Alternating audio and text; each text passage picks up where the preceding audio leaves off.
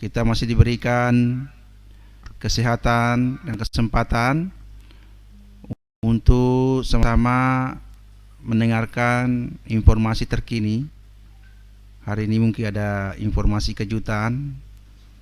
Untuk itu kepada seluruh teman-teman wartawan media untuk menyimak baik-baik informasi akan kita sampaikan oleh juru bicara hari ini. Mudah-mudahan beritanya baik. Kemudian yang saya hormati juru bicara kita Dr. Al-Ghazali, Ketua ID Kota Kendari, bersama Sekretaris Dinas Kominfo Ibu Yumiati. Kemudian yang saya banggakan teman-teman wartawan yang bergabung pada sore hari ini, ya. Demikian juga pemirsa di rumah, ya. Mudah-mudahan semua pemirsa di rumah yang bergabung sore hari ini bisa mendengarkan, menyimak baik-baik informasi yang kita sampaikan hari ini. Selanjutnya, untuk kesempatan berikutnya saya persilahkan Ibu Kominfo untuk menyampaikan beberapa informasi tentang donasi yang kita terima di COVID-19 di Kota Kendari. Kepada Ibu dipersilakan. Terima kasih. Yang terhormat Direktur Rumah Sakit Umum Daerah Bapak Haji Dr. Sukirman, yang terhormat juru bicara Dr. Al-Ghazali, Bapak Ibu pemirsa di rumah, Assalamualaikum warahmatullahi wabarakatuh. Seperti biasa setiap harinya sebelum memulai informasi medis, kami mengucapkan terima kasih banyak kepada Bapak Ibu yang sudah mendonasikan hartanya untuk saudara-saudara kita yang terkena dampak COVID-19. Dan bagi Bapak Ibu yang akan mendonasikan, sebagian rezekinya bisa melalui ke rekening BRI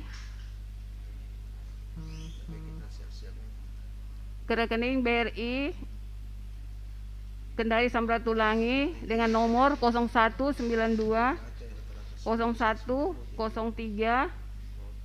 53 45 539. Semoga kebaikan Bapak Ibu menjadi amal jariah di akhirat nanti. Amin.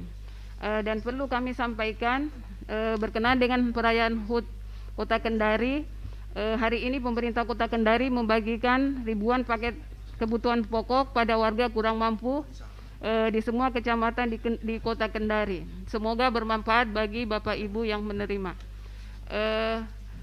Perlu juga kami informasikan untuk tak henti-hentinya mematuhi himbauan pemerintah untuk selalu menggunakan masker jika keluar rumah, dan jangan banyak menerima informasi yang tidak benar keberadaannya di media sosial. Terima kasih. Billahi taufiq wal hidayah. Wassalamualaikum warahmatullahi wabarakatuh. Selanjutnya kami persilakan juru bicara.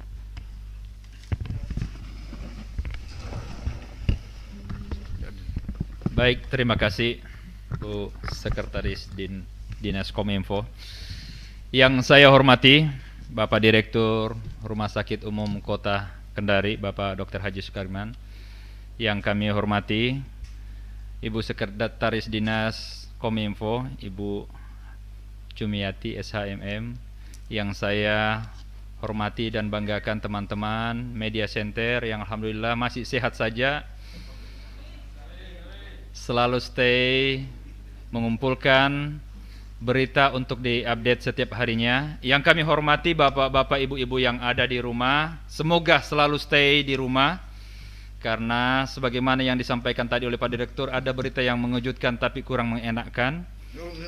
Yang kami hormati teman-teman wartawan, semoga juga selalu sehat, karena teman-teman wartawan adalah corong penyampaian berita seperti kami kepada masyarakat. Semoga selalu sehat walafiat. Baiklah, sebagaimana yang disampaikan oleh pemerintah, maka untuk memutus mata rantai ini haruslah benar-benar mengindahkan apa yang disampaikan oleh pemerintah, di mana melakukan perilaku hidup bersih dan sehat, kemudian social distancing dan physical distancing, menjaga imunitas dengan mengkonsumsi makanan yang bergizi dan sehat seimbang. Kemudian kita juga harus dianjurkan untuk istirahat cukup dan olahraga yang teratur. Jangan lupa menggunakan masker. Baiklah, pada kesempatan ini kami ingin menyampaikan update data yang terbaru dari Media Center. Bismillahirrahmanirrahim. Assalamualaikum warahmatullahi wabarakatuh. Selamat sore. Pada hari ini Rabu 13 Mei 2020, seperti biasa pada pukul 17.00 waktu Indonesia Tengah, langsung dari Media Center Gugus Tugas Percepatan Penanganan COVID-19 Kota Kendari, saya Dr. Al-Ghazali melaporkan. Untuk OTG pada hari ini jumlah OTG tetap sebanyak 264 orang, selesai pemantauan sebanyak 178 orang, dan yang masih dalam pemantauan sebanyak 86 orang. Untuk ODP, tidak ada penambahan dan pengurangan ODP. Total ODP sampai hari ini masih sebanyak 137 orang. Selesai pemantauan berjumlah 136 orang, dan yang masih dalam proses pemantauan sebanyak 1 orang. Sementara untuk PDP, hari ini ada penambahan sebanyak 2 orang, yakni jenis kelamin perempuan berusia 22 tahun Kecamatan Mandonga, tidak ada riwayat kontak dengan pasien positif dan tidak ada riwayat keluar daerah. Tanggal 3 Mei hasil swab dinyatakan reaktif. Kemudian yang kedua, jenis kelamin laki-laki berusia 37 tahun Kecamatan Kendari Barat dengan gejala medis nyeri dada, tidak ada riwayat perjalanan luar daerah dan kontak dengan pasien positif. Ada riwayat penyakit jantung atau penyakit komorbid, dan tanggal 12 Mei dinyatakan meninggal. Total PDP sebanyak 44 orang, yang telah selesai pengawasan sebanyak 35 orang, dan masih dalam proses PDP sebanyak 9 orang. Jumlah PDP meninggal sebanyak 6 orang. Sedangkan untuk kasus positif, hari ini terkonfirmasi kasus positif sebanyak 14 orang. Inilah yang saya katakan tadi, berita mengejutkan tapi kurang mengenakan. Yang pertama, 3 orang Kecamatan Powasia, 2 orang Kecamatan Kadia, 5 orang Kecamatan Baruga, 3 orang Kecamatan Powatu, dan 1 orang Kecamatan Mandonga. Pasien sembuh sebanyak 1 orang. Total konfirmasi positif berjumlah 48 orang, sembuh 10 orang, meninggal dunia 2 orang, dan proses perawatan sementara masih 37 orang. Kami menyampaikan kepada warga Kota Kendari dengan penyampaian ini untuk tidak panik dan tetap waspada, kemudian tetap mengikuti himbauan yang disampaikan oleh pemerintah. Dan perlu pula kami sampaikan bahwa Bapak Wali Kota tadi menyampaikan bahwa selama ini Kota Kendari, Rumah Sakit Kota Kendari itu menyiapkan 50 bed dan insya Allah akan menambahkan menjadi 100 bed untuk membuat warga Kota Kendari agar tidak panik. Demikian yang kami sampaikan dari Media Center Percepatan Penanganan COVID-19 Kota Kendari. Jika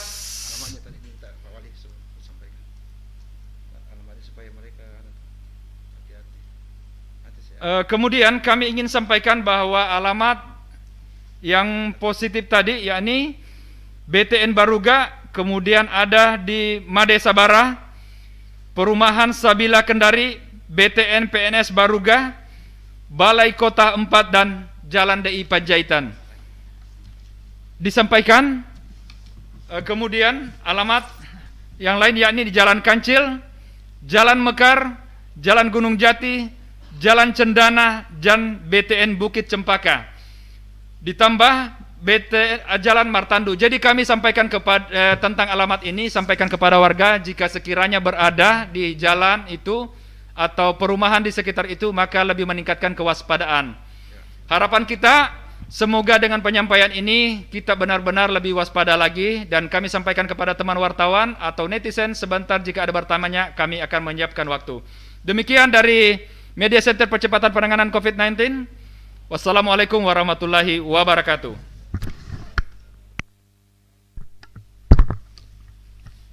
Baik, terima kasih juru bicara telah menyampaikan informasi terkini tentang jumlah kasus pada hari ini. Ada penambahan 14 positif. Dengan demikian tentu mungkin hari ini juga akan di-tracking sehingga OTG nanti besok akan diumumkan berapa semua OTG-nya, orang yang pernah kontak dengan 14 orang ini. Mungkin besok baru dirilis beritanya. Untuk itu kepada teman-teman wartawan yang ingin bertanya atau ingin memberi klarifikasi kepada saat ini persilakan. Ya, silakan Ibu Nisrina. Terima kasih Pak Dokter. Assalamualaikum warahmatullahi wabarakatuh. Waalaikumsalam. Luar biasa Pak ya, kenaikannya sampai 14 orang. Sedih, sangat sedih Pak, miris, sangat miris. Padahal di sisi lain ini tim gugus tugas ini sudah bekerja luar biasa, tinggal masyarakatnya saja sebenarnya ini mau patuh atau tidak. Pertanyaan saya Pak, itu yang 14 orang itu apakah klaster baru ataukah yang terkonfirmasi positif ini masih ada hubungan keluarga atau hubungan kerabat dengan yang sudah terkonfirmasi positif sebelumnya Pak Dokter. Terus yang kedua Pak, saya kira kita tidak perlu menunggu lama Pak untuk segera ada semacam ketegasan Pak. Selama ini kan masih cenderung ke arah persuasif dan persuasif. Nah sekarang ini kasus semakin bertambah jumlahnya. Saya kira mungkin dari pemerintah kota atau dari gugus tugas COVID-19 sudah mulai harus memikirkan kira-kira harus ada sanksi tegas ini Pak. Tidak bisa kalau dibiarkan seperti ini Pak. Jangan sampai polisi bomba ini turun merotan ini Pak. Saya kira terima kasih Pak. Assalamualaikum warahmatullahi wabarakatuh. Assalamualaikum. Jadi baik Mbak Nisrina. Jadi kemarin kami sampaikan kita sebenarnya cukup berbahagia kemarin karena selama 6 hari hampir 1 pekan itu tidak ada penambahan.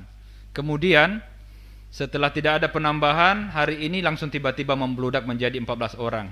Tentu awalnya kami merasa sedikit agak bahagia, mungkin warga Kota Kendari juga, tetapi hari ini tiba-tiba 14 orang. Nah, apakah ada klaster baru? Jadi sebenarnya sebagaimana yang kami katakan tadi bahwa tidak ada perjalanan keluar daerah, baik keluar daerah maupun keluar negeri. Jadi dalam hal ini kami masih mengklaster dengan klaster yang lama, tentunya transmisi lokal.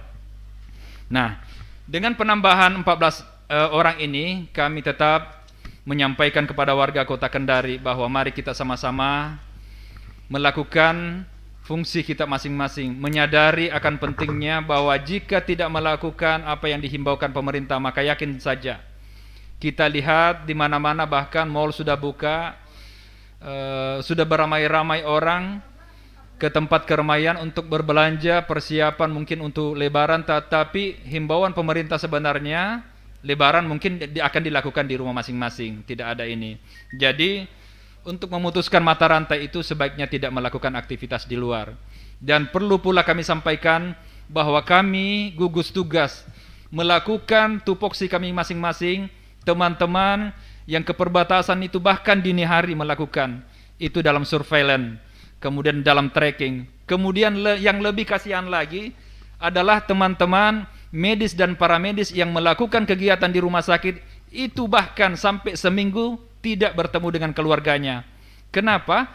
Karena dia takut jangan sampai dia tertular dari pasien, kemudian kembali ke rumahnya dan dia menulari keluarganya pula, sehingga dia melakukan isolasi. Dan kebetulan alhamdulillah pemerintah kota dan pemerintah provinsi sudah memfasilitasi. Jadi dilakukan untuk sementara mengisolasi sambil refreshing di Hotel Sahara tentunya. Kemudian pertanyaan Mbak Nisrina yang kedua tentang ketegasan pemerintah. Alhamdulillah tadi juga kami tidak berbincang-bincang dengan Bapak Wali Kota, jadi sebagaimana himbauan beliau bahwa sekarang 50 bed yang sudah disiapkan oleh Rumah Sakit Kota, insya Allah dalam waktu dekat akan ditambahkan menjadi 100 bed. Ini gunanya untuk bersiap-siap jika terjadi outbreak atau penambahan yang luar biasa, maka pemerintah dalam hal ini sudah siap. Ditambah lagi ada rumah susun yang ada di Bungku Toko, itu juga dipersiapkan jika sekiranya terjadi outbreak. Kemudian adapun tentang ketegasan yang dilakukan pemerintah, insya Allah besok, jadi kami harapkan teman-teman wartawan besok semuanya bisa stay untuk mendengarkan penjelasan yang langsung disampaikan sendiri oleh Bapak Wali Kota. Insya Allah beliau akan hadir di sini besok. Terima kasih Mbak Nisrina. Mungkin masih ada pertanyaan dari teman yang lain?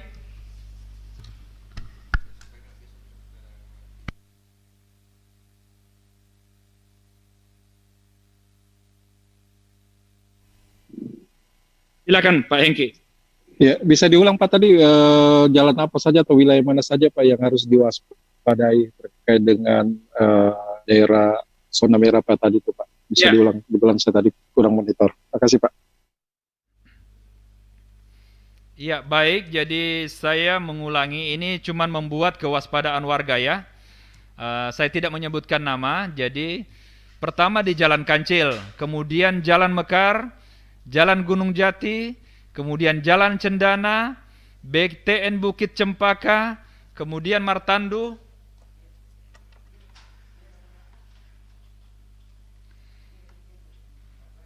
kemudian BTN Baruga Permai, Jalan Made Sabara, Perumahan Sabila Kendari, BTN PNS Baruga, Jalan Balai Kota, DI Panjaitan dan Syekh Yusuf.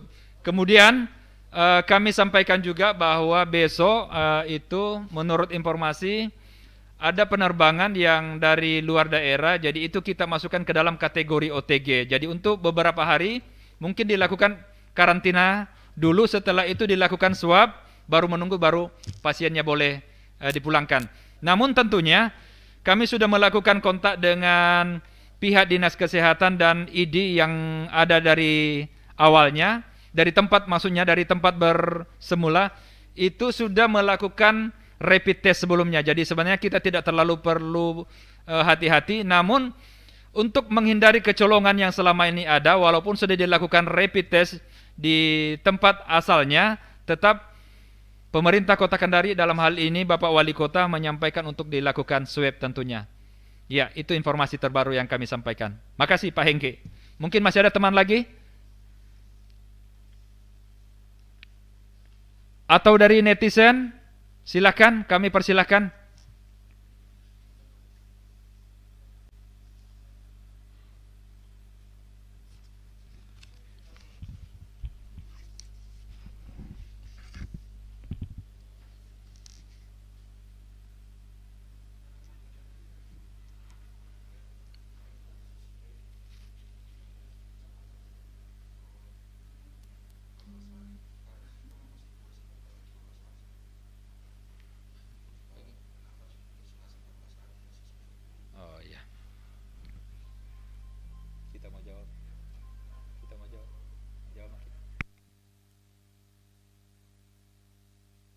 Saudara Wibowo, Assalamualaikum warahmatullahi wabarakatuh. Dok, izin bertanya, kenapa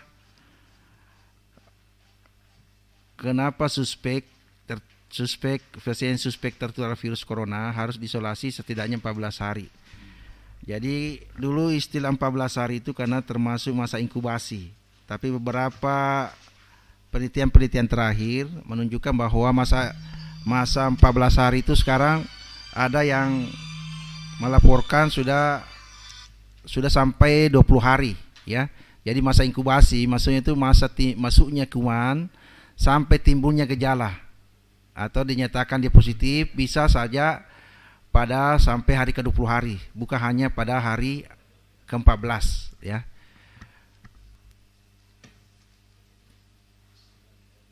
Demikian jawaban saya. Ya.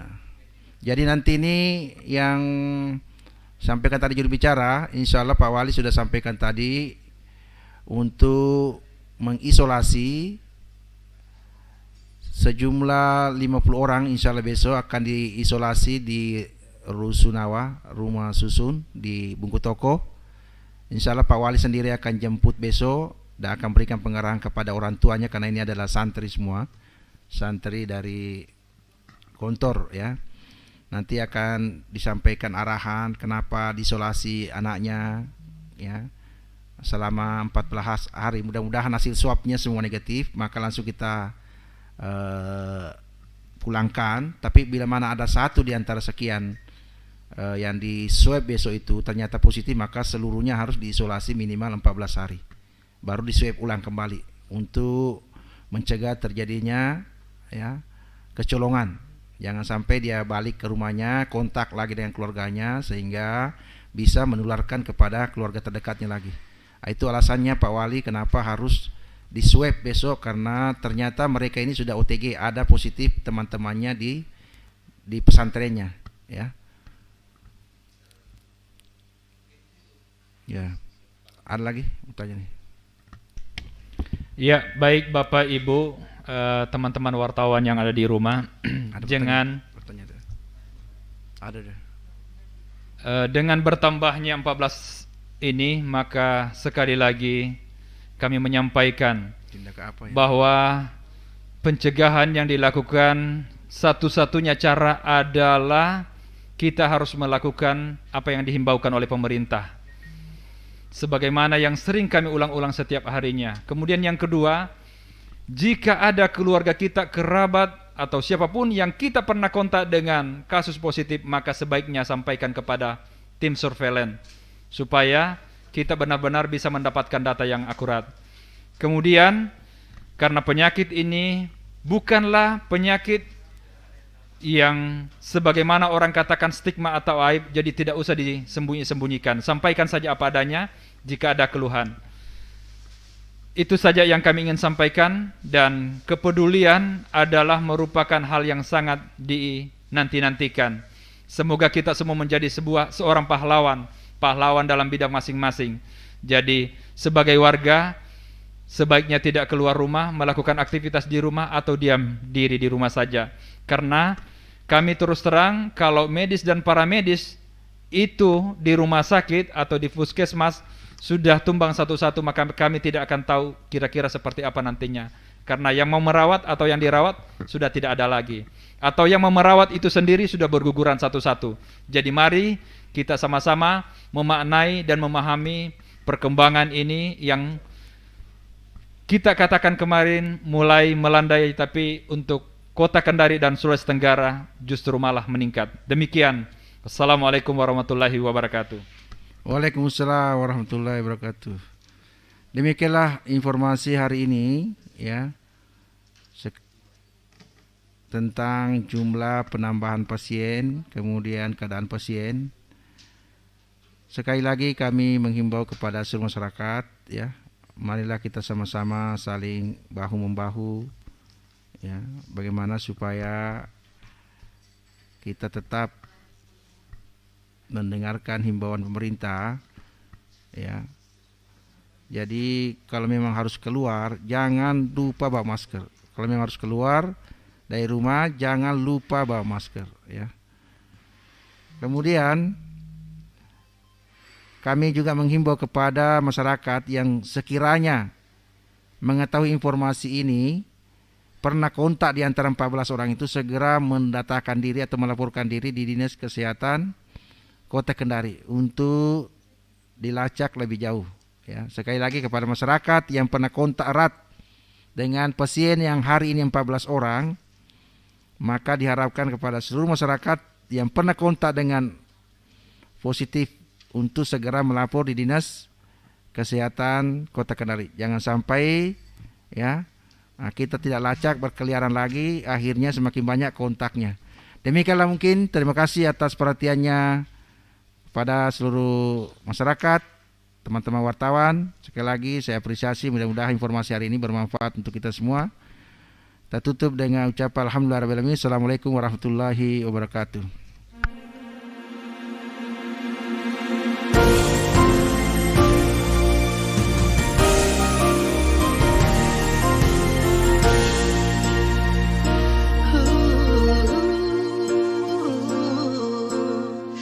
Tuhan punya satu cara ingatkan manusia saling mencinta, dan kita sering lupa bahwa telah lama kita saling menyakiti. Melangkah dengan angkuhnya, melangkah dengan benci, kini kita harus berhenti.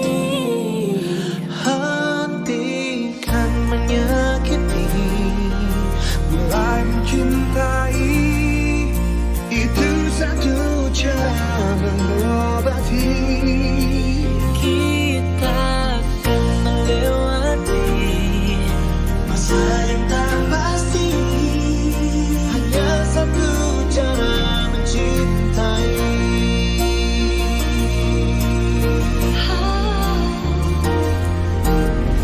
Tuhan punya satu cara Ingatkan